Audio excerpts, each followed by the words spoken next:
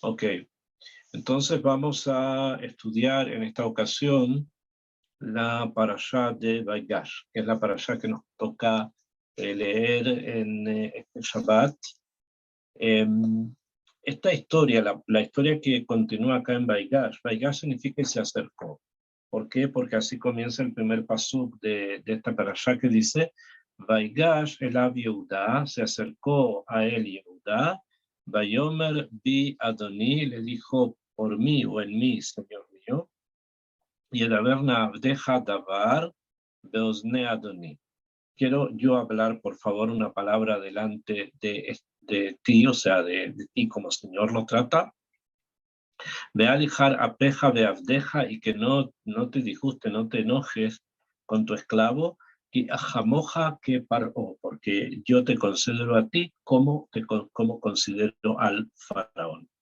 Bueno, ¿qué es lo que pasa a nivel simple? Yosef había hecho con una especie de estrategia para ocultar la copa de él en la amtajá, en el costal de Binyamin. Cuando ellos vuelven Keilo hacia la tierra de Canaán, los persiguen unas personas de Yosef y encuentran la copa en el costal y se lo llevan preso a Binyamin simplemente porque había robado. Entonces, Yehudá, cuando ve lo que va a ocurrir, entonces se acerca a hablar con Yosef. Yehudá se acerca a hablar con Yosef de una manera bastante violenta, entre comillas, y esto es lo que está ocurriendo en este momento. O sea, hay un momento en que se cruzan, se junta Yehudá con Yosef, por lo que Yosef quiere hacer. Él no sabe todavía que es su hermano y que quiere quedarse con Binyamin, y Yehudá lo va a impedir. O sea, él lo quiere impedir a toda costa. Entonces, esta historia con la que comienza la parashá, o sea, esta sección con la que comienza la parashá, es una serie de datos, una serie de historias que están concatenadas, unidas, que vienen desde la parashá de Vayeshev. Desde Vayeshev en adelante, que hace dos Shabbatot atrás, Vayeshev, después Miketz y ahora Vaigash, estas tres parashiot, la que viene después ya algo distinto, estas tres parashiot están unidas, hablan de la historia de Yosef. Yosef, sus sueños, como vimos en la clase pasada, y es Yosef, el que está presente acá, desde Vayeshev hasta la parashá de Vaigash. Acá también vamos a ver en Vaigash que Yosef se revela delante de sus hermanos y él reconoce que es Yosef y se reencuentra con ellos, les dice que no guarda ningún rencor por lo que ha ocurrido, entiende que todo es Minashamayim porque hay acá algo que está más allá de la comprensión de todos. ¿Okay? Y de eso es lo que precisamente quiero hablar. Yosef va a decir, cuando él se revele, es decir, que muestre quién es, delante de sus hermanos, ¿okay? Él va a decir algo bastante complejo, ¿okay? Bastante complejo.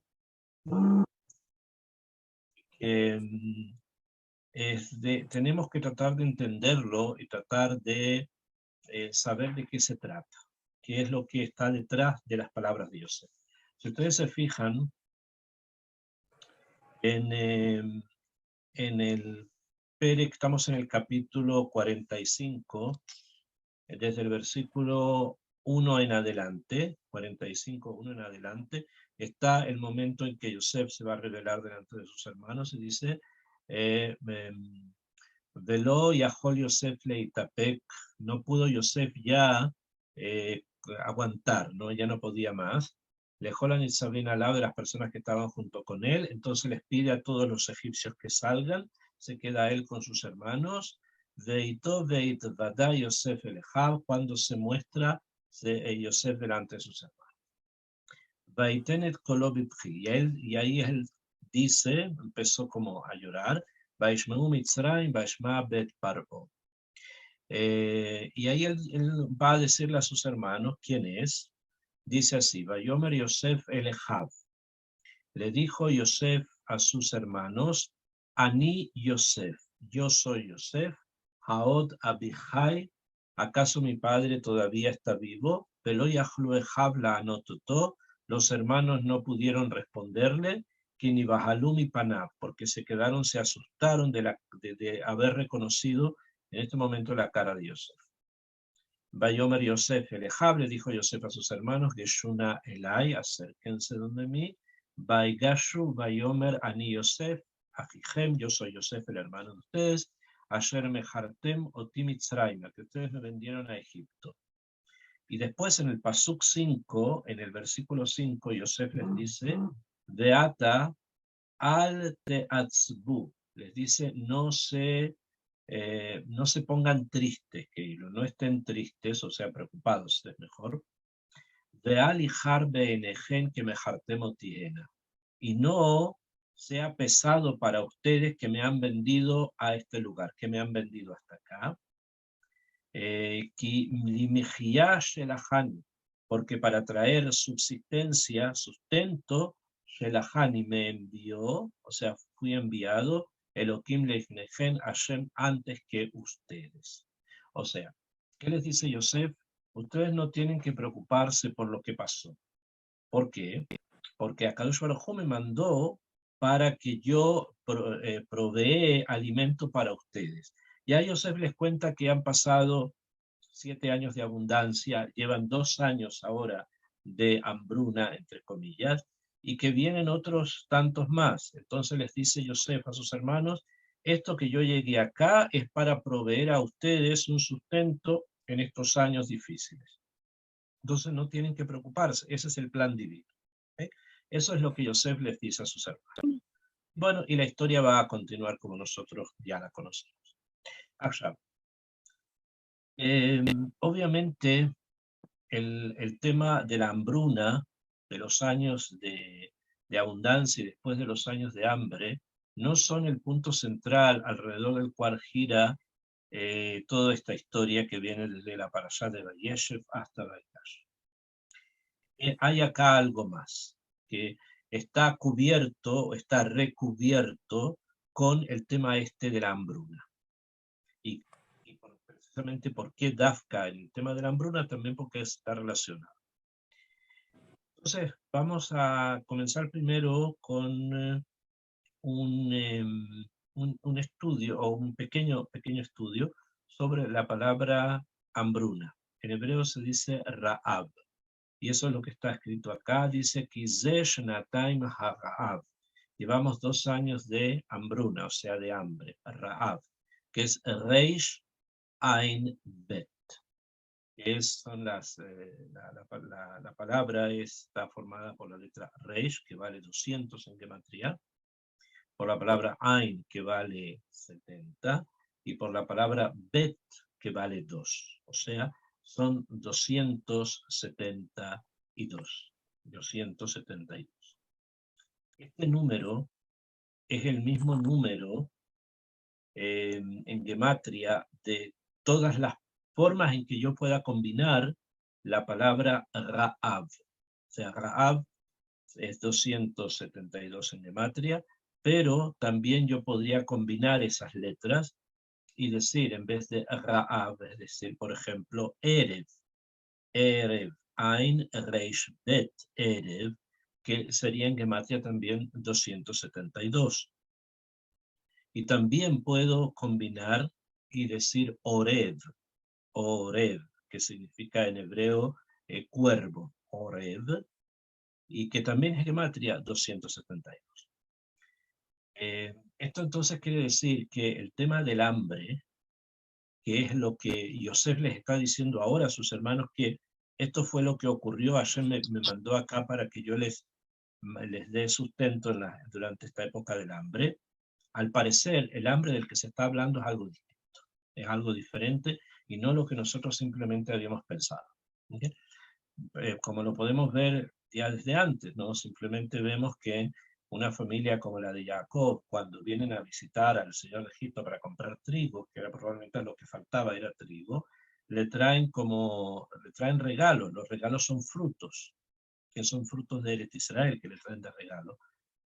Entonces, quiere decir que para comer tenían. Había algo que no tenían, que era trigo. Y eso también es importante entender qué es lo que simboliza el hecho de que trigo no hay. Y cuando trigo no hay, hay hambre. Cuando no hay trigo, hay hambre.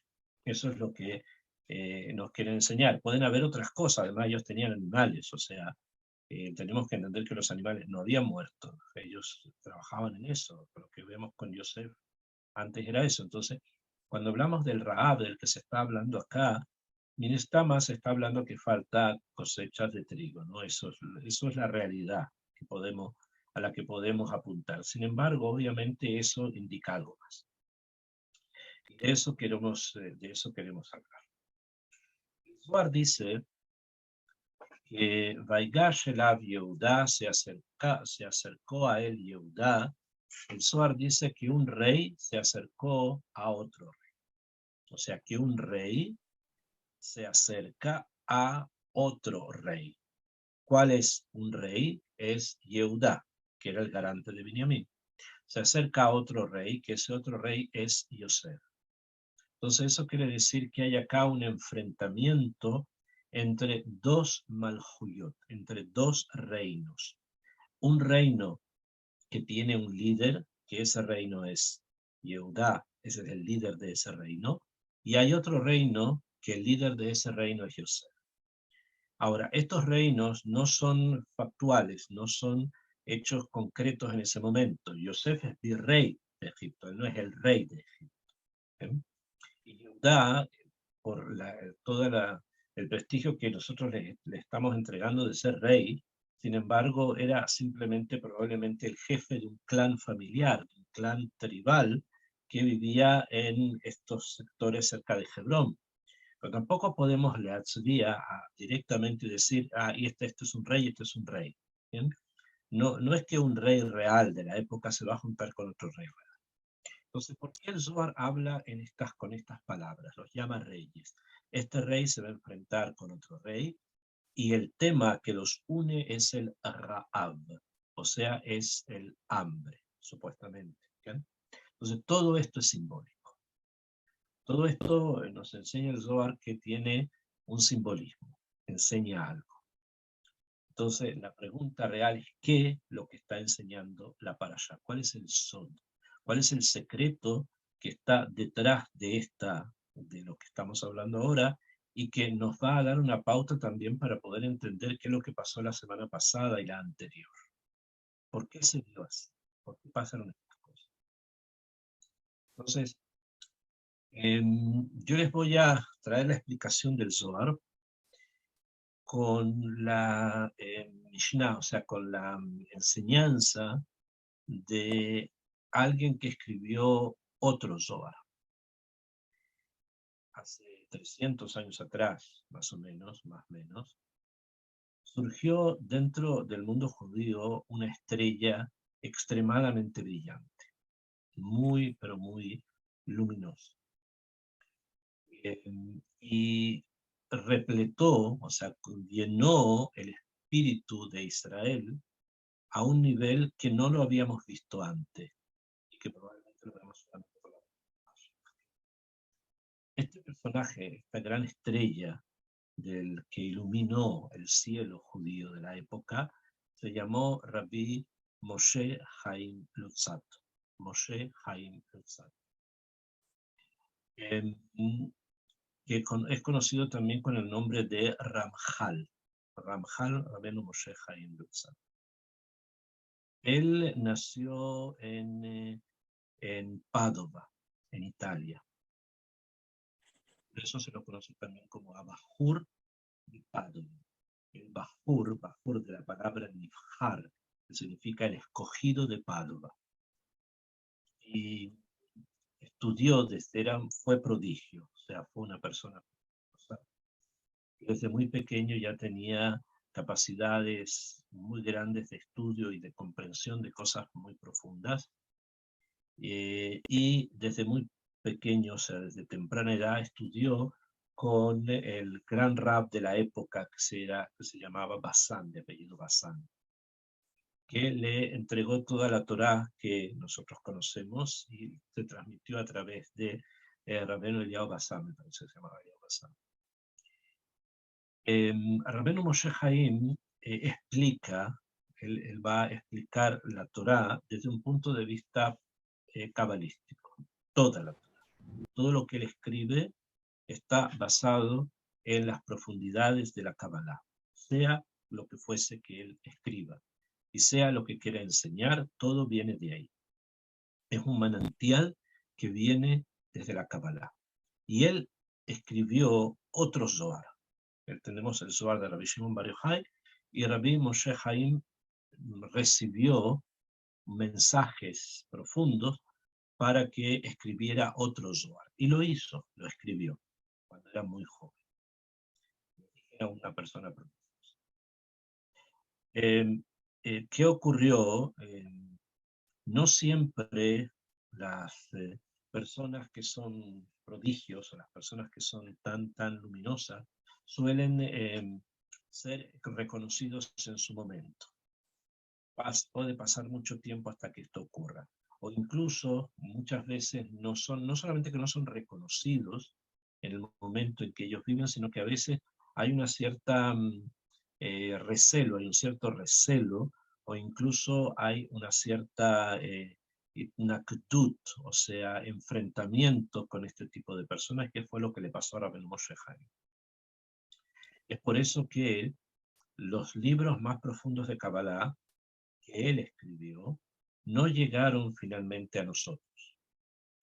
Pasaron muchas cosas, ahora no vamos a hablar de toda la biografía de Ramjal, porque es bastante extensa, a pesar de que era también falleció muy joven, unos 30 y tantos años nada más. A pesar de eso vivió una vida muy azarosa y muy intensa. Entre tantas cosas que le ocurrieron, durante su vida le requisaron sus libros. O sea, las cosas que él había escrito se las requisaron, las tomaron de él y las guardaron, sus escritos, sus libros, lo que él había escrito, lo guardaron en un cofre, pusieron un cofre. Y esto era en Padua. Después de Padua, el cofre pasó con sus libros a Venecia, donde estaban los grandes sabios, el gran Bedín del norte de Italia estaba en Venecia. Y después, por muchas cosas, por muchos detalles, muchas situaciones, estos libros, este cofre con sus libros pasaron a un lugar que se llama Fürth, en Baviera, en Alemania. Y de allí, la historia oficial, que probablemente no es lo que realmente ocurrió, pero es lo que se ha transmitido oficialmente, fue que hubo una especie de gezerá o decreto sobre sus libros, de que una parte de ellos iba a ser quemado y otra parte de sus libros iba a ser enterrado. Y, como dije, la historia oficial dice que parte de sus libros fueron quemados y la menor parte. Sin embargo, la mayor parte de sus escritos fueron enterrados en un lugar que nadie conoce. El entierro de los libros de Ramjal, que fue la gran mayoría, estaba el Zohar y otros libros más que él escribió, fue realizado por dos personas. No dijeron dónde lo habían enterrado, en algún lugar de Baviera, en Alemania. Pues, casi 100 años después, o 70 años después que esto ocurrió, un gran sabio del pueblo judío llamado Judá, dijo que estas personas que habían enterrado estos libros eran las reencarnaciones de Nadav de Abiú, de los dos hijos de Aarón que murieron el día de la inauguración del Beit HaMikdash, por las circunstancias por las cuales murieron y que vamos a estudiar cuando lleguemos al punto. Esta es la historia oficial y simplemente esto es lo que normalmente se cuenta, se dice y se estudia, de que estos libros terminaron allí. Pero al parecer no fue exactamente así. Sin embargo, hasta el día de hoy el gran cofre no lo tenemos con nosotros. ¿Que lo hayan buscado? Sí, lo buscaron por mucho tiempo. Muy diferentes personas con diferentes intereses lo han buscado, hasta el momento no se ha encontrado. Bueno, pero de los libros que sí quedaron de Ramjal, hay también, comillas, una gran profecía. Cerca del final de los tiempos se va a revelar, se van a revelar sus escritos, se va a encontrar el cofre enterrado. Pero, de todas maneras, en los escritos de Rabbeinu Moshe Haim, él estudia el enfrentamiento de los dos reyes. O sea, es una de sus estudios, algo que realiza y que tiene que ver precisamente con nuestra parasha, lo que el Zohar de Rabbi Shimon Bar Yochai, que no el Zohar de él, sino el Zohar de Rabbi Shimon Bar Yochai, dice sobre el hecho de que Yehudá va a enfrentarse a ellos con el Rahab, o sea, el hambre, que es lo que une a uno con otro, que es lo que une a los dos. Y Rabbeinu Moshe Haim nos enseña lo siguiente, de forma simple. Esto no es un hidush de él, pero sin embargo, es la forma en que él lo estudia en un libro que se llama el Sefer HaGeulah, el Ma'amar HaGeulah, el artículo sobre la redención. Él trae bastantes hidushim que si bien estaban ya de antes, pero él lo sabe ordenar y ponerlo en lugares donde realmente tengan significado, no que sean significantes. Entonces, Rabbeinu Moshe Haim dice lo siguiente. El enfrentamiento de los reyes se refiere a dos formas en que la Geulah, la redención de Israel, va a venir al mundo. La redención de Israel, o sea, la época mesiánica, es un periodo histórico en que el mundo entero participa. O sea, hay un punto central que a nivel global es Israel. Hay un lugar que a nivel global es la tierra de Israel, y toda una situación espiritual global universal que se llama Geulah, o sea, que se llama redención. Y de esa participan todos. Ahora, esta Geulah, que llamamos Geulah de Israel, aunque todos participan de ella, tiene dos aspectos. Hay un aspecto que es la primera etapa de esta Geulah, que se denomina, o que se va a denominar, Mashiach ben Yosef, o a veces también Mashiach ben Efraim.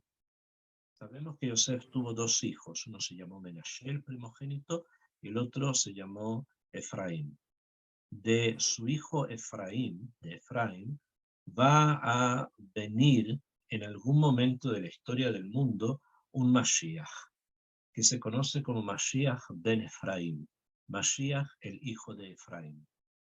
Y este personaje, si es que es un personaje, o si es una persona, puede ser otras cosas, pero digamos, si es una persona, va a marcar la primera etapa de la Geulah, la primera etapa de la redención final.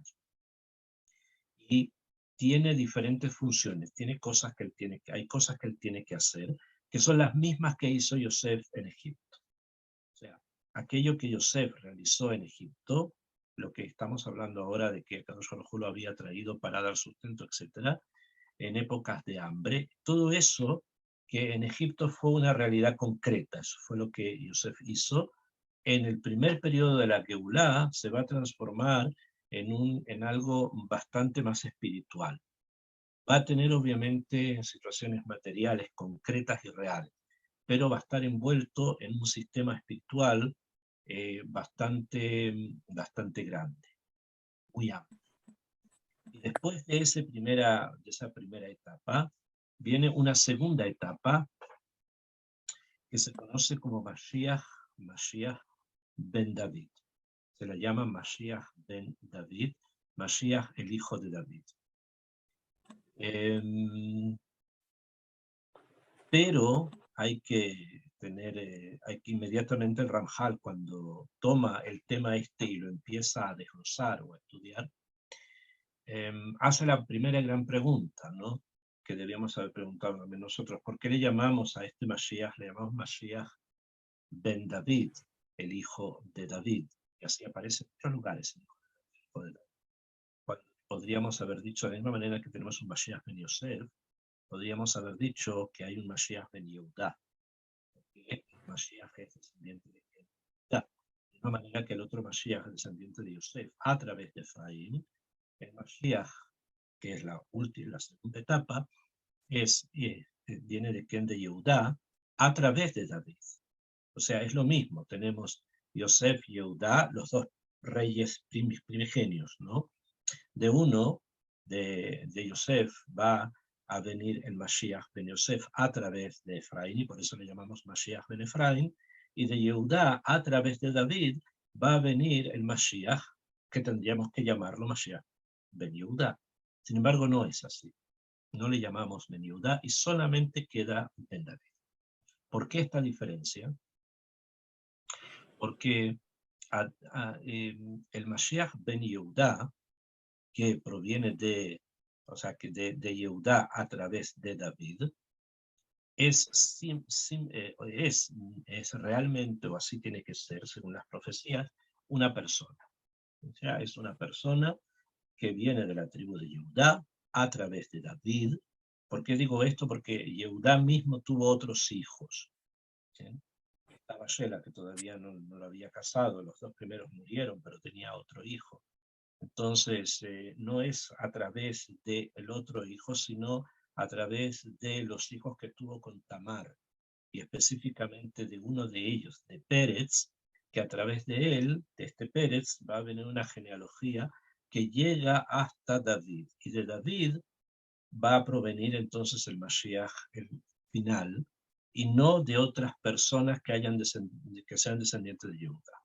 O sea, estamos hablando de dos épocas bastante marcadas. Yehudá son las tribus, es la época tribal, el pueblo construido tribalmente. En cambio, David es el pueblo construido realmente, como una realeza, donde ya hay rey. Esto obviamente marca personas específicas que tienen funciones que cumplir. En cambio, la primera etapa, que es la etapa del Mashiach ben Yosef a través de Efraín, no necesariamente, como ya lo dije, es una persona. O sea, ¿qué significa esto? Que no necesariamente una persona, porque pueden realmente ser varias personas. Pueden ser varias personas a lo largo de una etapa bastante extensa de tiempo. Nosotros sabemos que la semilla del Mashiach ben Yosef, a través de Efraín, estaba presente en Yoshua, que fue quien conquistó la tierra de Israel. Estaba presente en el rey Shaul. Estaba presente incluso en su hijo, en Jonatán. Estuvo presente la semilla del Mashiach ben Yosef. Estuvo presente también en los Hashmonaim, que hicieron las luchas durante el periodo helenístico. Estuvo presente, que eran de la familia de los Kohanim, pero tenían esas chispas dentro de ellos. Y también el Mashiach ben Yosef, su chispa, su fuerza, lo que él es, lo que significa, estuvo presente dentro del alma de Rabbi Yitzhak Luria Ashkenazi, el Arizal. Y en la época contemporánea, para Arizal fue hace 300 años atrás, también en nuestra época contemporánea hemos tenido chispas de este Mashiach.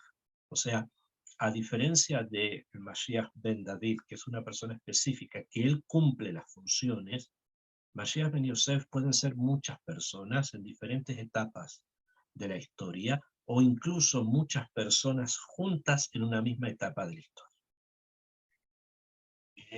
Y por lo tanto es algo diferente, es una situación diferente, y ahora hay que entender por qué es distinto y por qué nuestra parashá, el Mashiach ben David, que desciende de Yehudá, se va a enfrentar o quiere enfrentarse con Yosef, que es otro rey, que es el Mashiach ben Yosef. ¿Por qué hay un enfrentamiento entre ambos?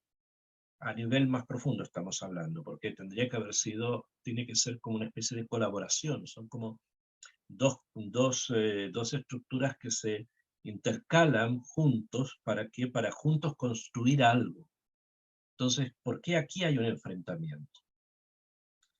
Traen los comentaristas y estudiando el Ramjal, que es sobre el cual quiero estudiar este punto, que ambas etapas de la Geulah son etapas que van a tener un cierto metaj o una cierta tensión una con otra. No van a ser necesariamente etapas de tranquilidad, sino que van a ser etapas tensas, donde una forma de ser, una forma de Geulah, no siempre va a ser identificada como Geulah, o sea, no siempre va a ser identificada como redención. Va a haber como un periodo de tiempo en que cosas van a ocurrir que no necesariamente van a ser comprendidas como Geulah, como redención, y por lo tanto la segunda etapa va a estar como alejada, como que la gente va a pensar que esa segunda etapa, la etapa del Mashiach ben David, está muy lejos porque lo que tenemos ahora no lo consideramos Bichlal Geulah, no lo consideramos redención. Es por eso que existe una, como dije al principio de la parashá, Vaigash elav Yehuda, se acercó a él Yehuda, con un ánimo prácticamente violento. O sea que hay tensión en los periodos de la historia que van a traer la redención final de todo el mundo, en la que todos participamos, como dije. ¿Y a qué se debe precisamente eso? ¿A qué se debe la tensión entre estos dos periodos? A lo que dice Yosef más adelante en la parashá, que va a haber todavía 2 años de hambre, que han pasado 2 años de hambre. Han pasado 2 años de hambre. Y después que Jacob baja a Egipto, el hambre se interrumpe y después ya no hay más hambre, que no, pasaron los 7 años de las vacas gordas con abundancia, hubo 2 años de hambre, baja Jacob a Egipto y la hambruna se interrumpió y ahora continúa un periodo de abundancia más adelante. Entonces eso quiere decir que el Rahab, el hambre realmente solamente estuvo presente 2 años, solamente 2. Dijimos que Rahab tiene las mismas letras de Erev. Erev significa la tarde. Tiene las mismas letras de Oreb, el cuervo. ¿Eh? Uno de el ave que en el principio Rubio fue enviado. Y hay algo allí que debe ser comprendido, que necesitamos abrir un poco. Voy a tratar de explicarlo para que podamos entender por qué hay esta tensión entre estas partes de la historia, entre las dos partes de la historia. Dice que la existencia, la esencia de Yosef y su Mashiach es una esencia que se construye a partir de una realidad existente. O sea, es lo que existe ahora. ¿A qué me refiero? Vamos a tomar un ejemplo, digamos, simple, ¿no? Digamos la geografía. La tierra de Israel tiene una geografía específica y tiene unos límites geográficos. Eso es una realidad que es una realidad actual. Ya sea que las naciones del mundo lo quieran reconocer o no lo quieran reconocer, el pueblo judío ha construido para sí un Estado, que este Estado está en la tierra de Israel, que tiene unas fronteras específicas. Esas fronteras, esos límites son reales. Pues bien, el Mashiach ben Yosef lo que hace es tomar algo real, como por ejemplo las fronteras de Israel, y las va a transformar en algo santo. Va a hacer de eso un lugar que sea un lugar con energías diferentes a los que están al otro lado de la frontera. Por lo tanto, la capacidad, la esencia del Mashiach ben Yosef es traer aquellas cosas que son materiales y elevarlas a un nivel mayor. El símbolo de Yosef es el toro, es el animal que trabaja, que se esfuerza, es el animal del arado, del trabajo, o sea, de aquello que está mezclado con la realidad y atrae y saca de la realidad cosas que tiene que elevar. De ahí que, por ejemplo, el gran sabio, la Cábala, Rabbeinu Arizal, como les dije, tenía esa esencia dentro de él de ser Mashiach ben Yosef. ¿Por qué? Porque él hizo eso. Él tomó cosas que son reales y las vistió, las elevó para poderlas entender a los mundos superiores. Rabbeinu Arizal pasó 16 años de su vida en un tzarif, en una especie de cabaña al lado del río Nilo en Egipto, cerca del Cairo, donde vivía su familia. Y todo el tiempo él meditó, meditó y meditó y meditó, y de ahí supo muchas cosas importantes de los... Toma lo material y lo transforma en espiritual. Lo eleva, lo hace mucho mayor. Cualquier cosa, la eleva. Y esto es precisamente el tema. Ustedes saben que Yoshua, les dije, también tenía ese espíritu de Mashiach ben Yosef. Cuando llega a Eretz Israel, conquista la tierra de Israel, es el alumno de Moshe, o sea, es el segundo después de la recepción de la Torá. Primero está Moshe y después está él. Sin embargo, cuando llega ahí en Jericó, y después de botar las murallas de la ciudad, eh, ¿qué es lo que hace Yoshua? Conoce a una mujer que había ocultado a dos de los espías, que se llama Rahab, que se conoce como Rahab Azoná, Rahab la prostituta, y se casa con ella. Ella es su esposa. ¿Bien? Entonces, otra vez, tomar aquello que es, digamos, material, y en este caso es algo no solo material, sino que es como lo más lejano que podríamos entender de lo que podría ser una pareja de un hombre justo. Y sin embargo es así, porque él es Mashiach ben Yosef. Entonces él puede transformar algo así. De ahí sabemos también que el hecho justamente de que ella, Rahab, haya estado en el estrato social más bajo que puede tener un ser humano como ese, si quiere cambiar, solamente puede cambiar al lado contrario, o sea, ser la mujer más justa y religiosa del mundo. Porque si el cambio existe, tiene que ser de un lugar a otro. Entonces, cuanto más bajo, el cambio es mucho mayor. Y esto es la esencia precisamente del Mashiach ben Yosef. En cambio, la segunda etapa, que es la etapa del Mashiach ben David, o sea, que viene es algo distinto. Yehudá tiene como símbolo otro animal, no el toro, sino el león. El símbolo de Yehudá es el león. Y normalmente, no siempre es así, pero realmente podemos verlo. El león es el rey, ¿no? Es el rey de los animales. Por lo tanto, siempre suele estar sentado. No siempre está sentado, pero cuando bien sentado, o sea, echado, se dice con los animales, hay una percepción o hay una sensación que a esa masa que se llama león, que está ahí echado, no hay nada en el mundo que lo pueda mover. O sea, indica estabilidad, indica algo fijo, estable. O sea, indica el punto final, a donde hay que llegar, el punto al que necesitamos llegar. Cuando todo lo demás se ha construido, se ha hecho, se ha estructurado, llegamos al final. Y el final es como estar como un león, sentado, solamente recibiendo. ¿Ven? El Malhut, no, el Malhut solo recibe. Más sabemos, en la que caza normalmente es la leona, ¿no?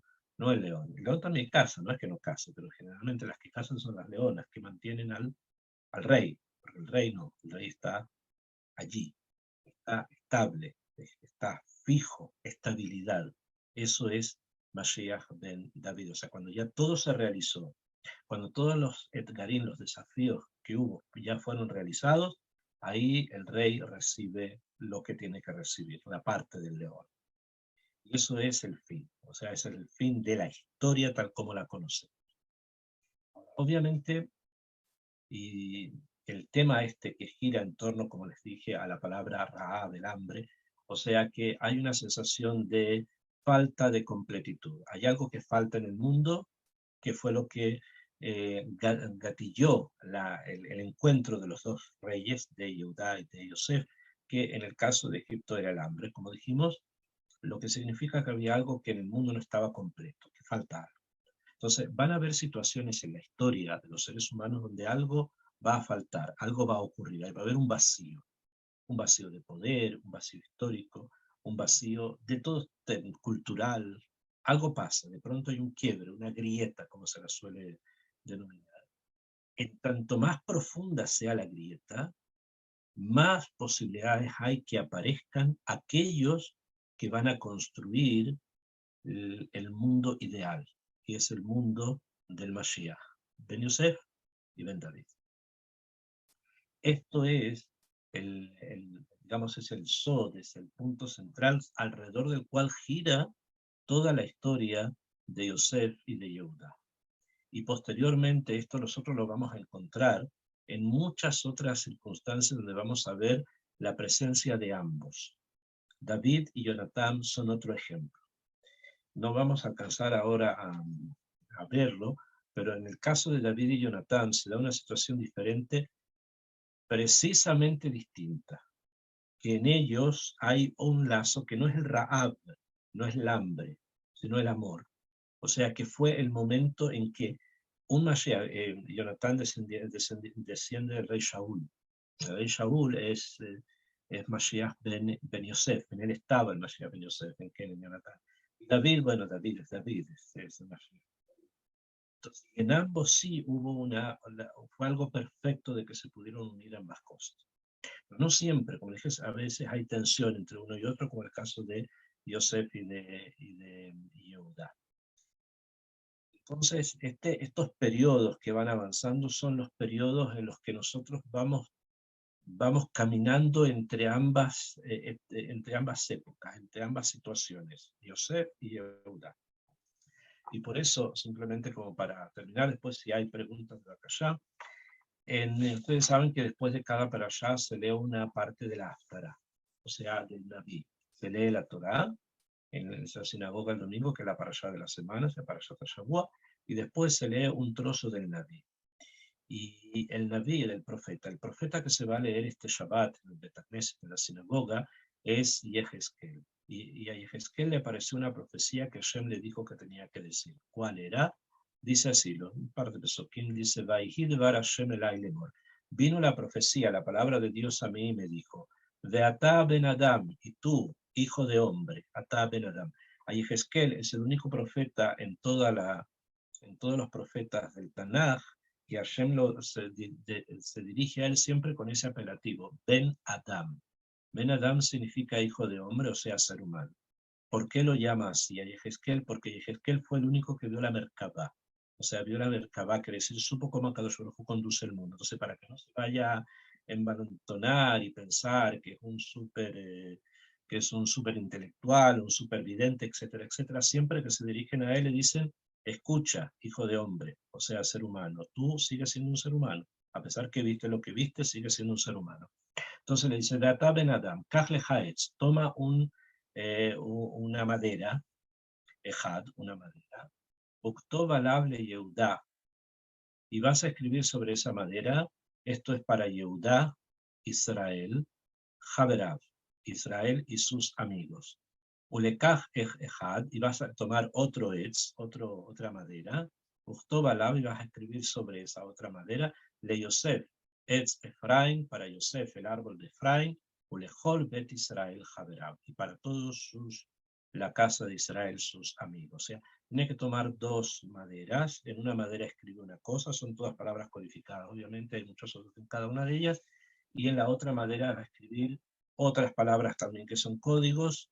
En una madera, la rama de un árbol va a ser para Yehudá y la otra va a ser para Yosef. Y le dice que tiene que las tiene que juntar, las tiene que tomar una en cada mano, las junta cada uno y uno, Beayule Ahadim Beyadeja, y se van a unir en tu mano. Los Midrashim traen que cuando el Naví lo hizo, un árbol ingresó dentro del otro y se transformó en una sola rama.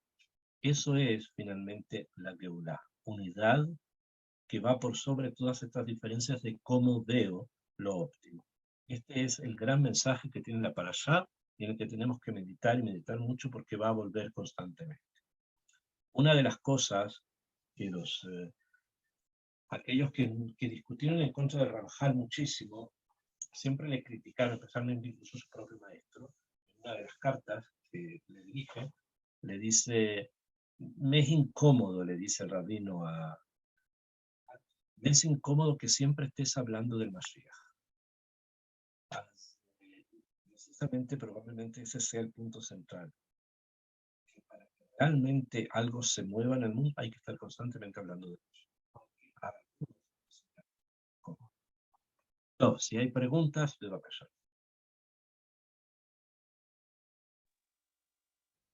Rav, quería hacer una consulta. Yo tenía entendido que Rav no era una ramera, sino que era una tabernera. Tenía a cargo una taberna. En algunas traducciones, no sé si será verdad o no. No te escuché, a ver otra vez. A ver, tenía entendido de que Rav no era una ramera, sino que era una tabernera, que tenía a cargo una taberna, un lugar donde iban a beber. La esposa de Sí. Yoshua. ¿Qué? Las que tenían a su cargo ese tipo de lugares hacían un trabajo y el otro. Ok. Sí. Ojo, toda. Eso es lo que se acostumbraba en esas épocas. ¿Eh? Es como los casinos de hoy día. En un casino hoy día simplemente hay personas que trabajan allí, pero todos sabemos qué es lo que hay detrás de todo eso, ¿no? Rabino, una pregunta. Cuando la Torá nos muestra y nos dice que Yosef, él dice, no, Hashem me ha traído aquí para, por el hambre que está pasando en la tierra, pero vemos que después Jacob llega y el hambre se detiene. ¿Por qué la Torá nos hace esas dos? O sea, primero dicen que es Yosef quien Hashem lo preparó para esos años de hambre y después llega Jacob y se acaba por la hambruna. ¿Por qué no se acaba antes? ¿Es por lo del exilio que tenía que bajar Jacob? No, era porque Jacob tenía que bajar y el hecho de que Jacob bajó trajo bendición a Egipto. Entonces ahí el hambre se acaba. Pero obviamente eso es simplemente como la gran excusa, entre comillas, hay algo más que está detrás y es preparar el camino a la Geulah de Israel, que se juntan ambos todos. Entonces, cuando baja Jacob, el hambre se acaba porque él mismo, Jacob, es bendición. Entonces trajo la bendición a Egipto. Rabino, una pregunta Gracias, acá. Rabino. ¿Sí? Dime. Yo había leído y escuchado que los sabios de antes, ellos no pedían por la venida de Mashiach. En estos tiempos se escucha mucho que se pide que venga Mashiach. ¿Hay que pedirlo o el judío puede pedirlo que venga? Sí, no, lo que pasa es que la venida del Mashiach está crujá, está envuelta en muchas cosas, ¿okay? Y no todas son agradables. O sea, es posible que la venida del Mashiach ocurra a través de un proceso que se llama las guerras de Gog y Magog. Y estos son desastres también naturales y también guerras de países contra países donde en muchos lugares del mundo que va a ocurrir porque es mundial, se pierde prácticamente una tercera parte de la población de cada lugar. Entonces muchas veces no pedían directamente por el Mashiach, porque era un problema, no un problema, digamos, es algo que viene con cosas que pueden ser desagradables. Hoy en día, de todas maneras, y a pesar de todas las cosas que el pueblo judío ha ocurrido, especialmente, que le ha pasado especialmente la Shoah, el holocausto, hace 80 años atrás, entonces la necesidad de avanzar a la Geulah está cada vez más presente y más se pide por eso. O sea, sí, hay que pedir que venga y que venga de la mejor forma posible. Si no es completa, por lo menos que avance, que esta Geulah avance. Gracias, Rabino. Aquí va, levantó la mano. Shalom, Rabeno. Rabeno, una pregunta. Se dice que va a haber una grieta, un vacío, algo que es lo que va a dar, digamos, el acontecimiento para que esto surja.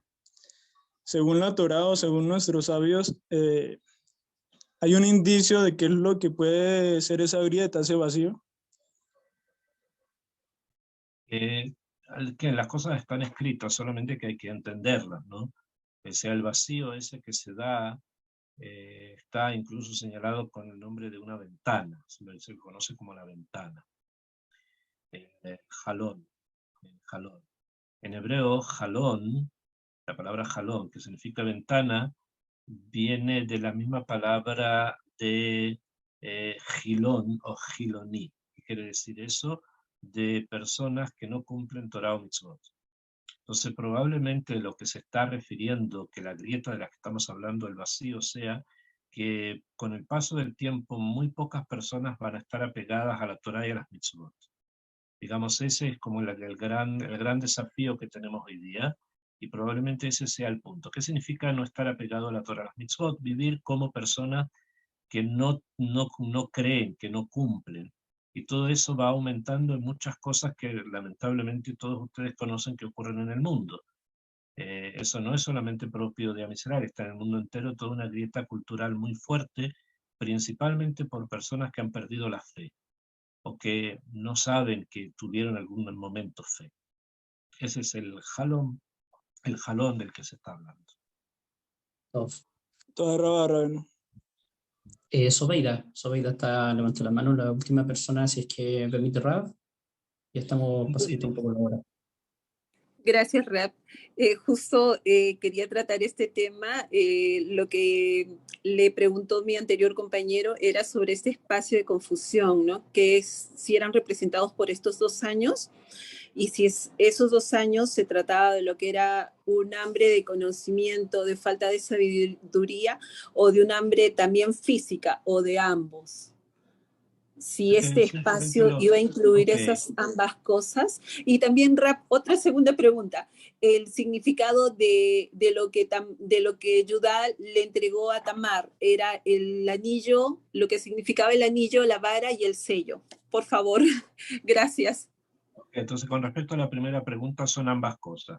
¿Qué significa hambre? No solamente que no haya comida, sino a nivel físico estoy hablando, sino que hay muchas cosas que significan algo malo, Ra, un Erev, la tarde, la oscuridad, o sea, cosas físicas que representan oscuridad, que pueden ser falta de alimentación, como puede ser falta de calefacción, ahora que Europa está prácticamente sin combustible, están volviendo al carbón, están cortando sus árboles para poderse calentar.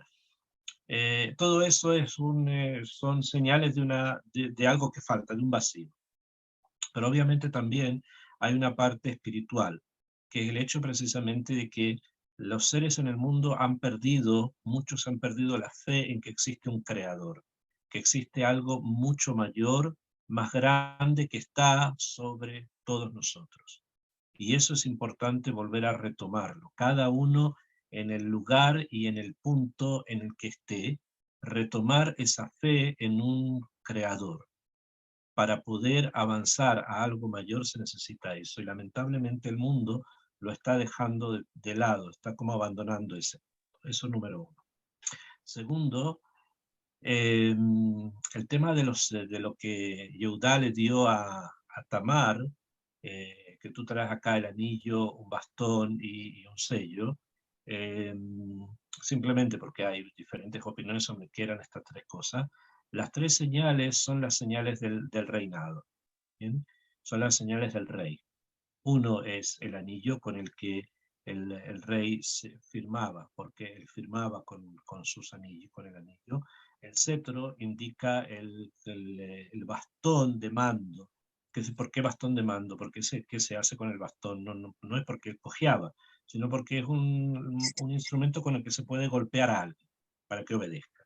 Y finalmente lo que está escrito ahí como sello se refiere a la ropa del rey.